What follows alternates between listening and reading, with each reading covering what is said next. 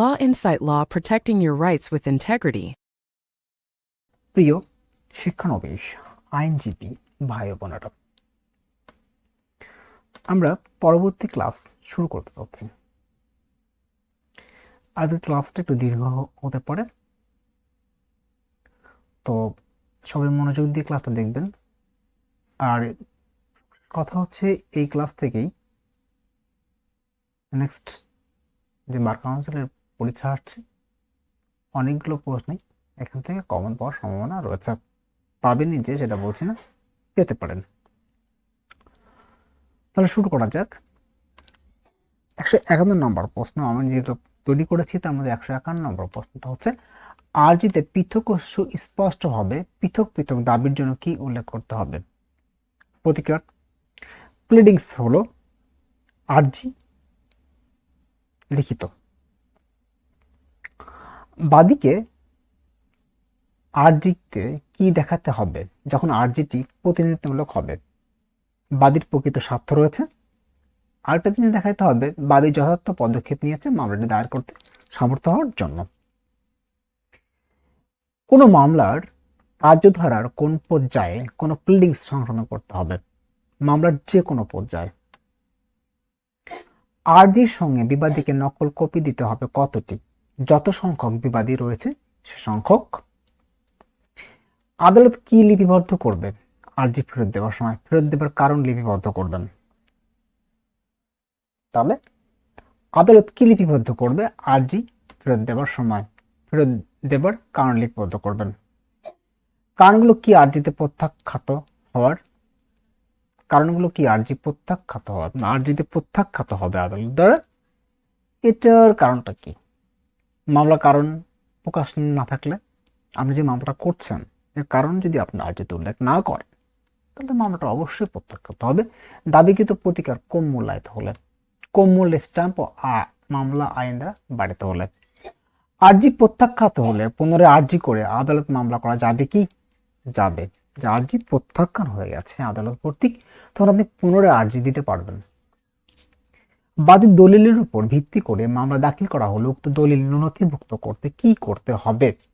আরজি পেশের সময় উপস্থিত করবে আর দলিলের তালিকা প্রাপ্তি স্থান আরজির সাথে সংযুক্ত করবে। মামলার সাথে সম্পৃক্ত বিষয়বস্তুর কোনো দলিলে বাদীর আওতাধীন না থাকলে সে কি পদক্ষেপ নেবে? দলিল যার আওতাধীন আছে তা উল্লেখ করবে।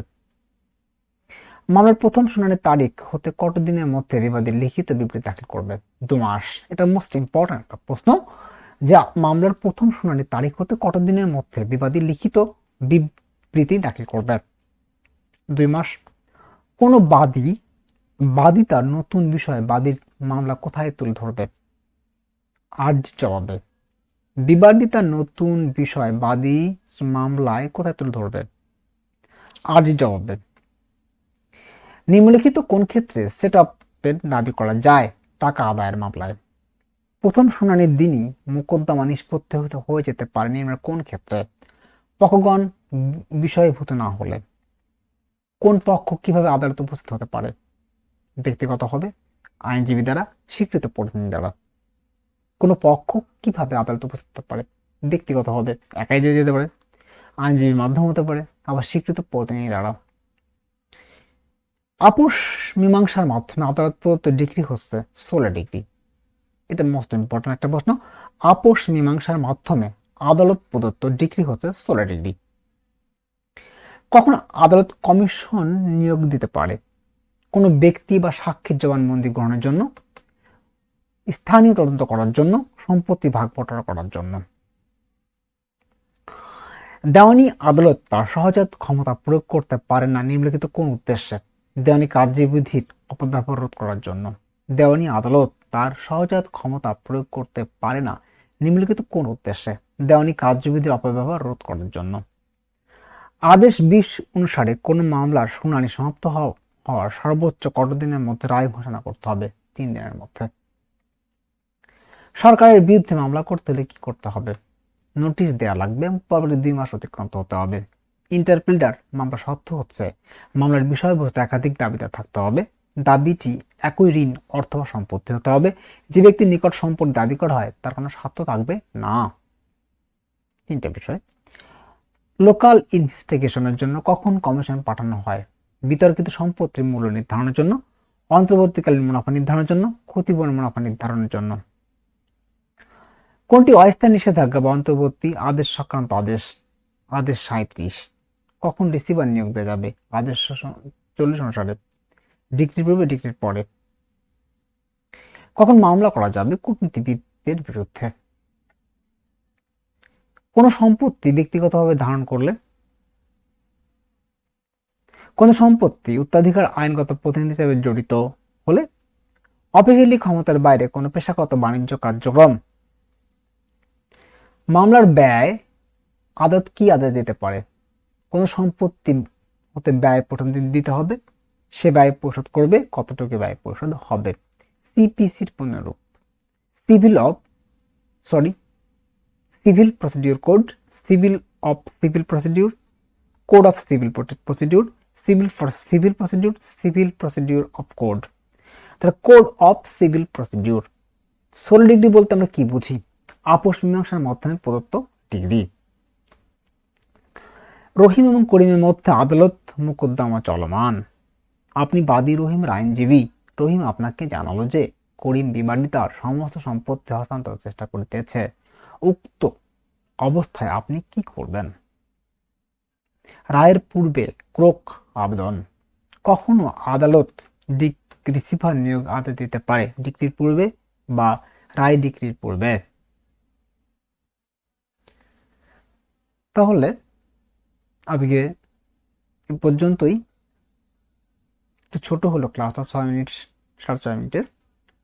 বড় বড় কথা ছিল কিন্তু করতে পারলাম না।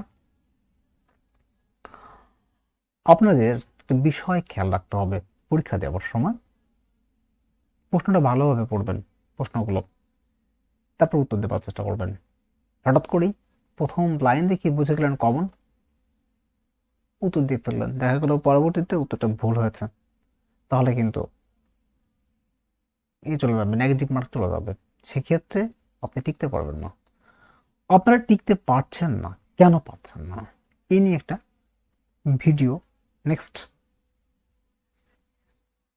যে আমি দিব, তো সেটা আপনারা দেখবেন।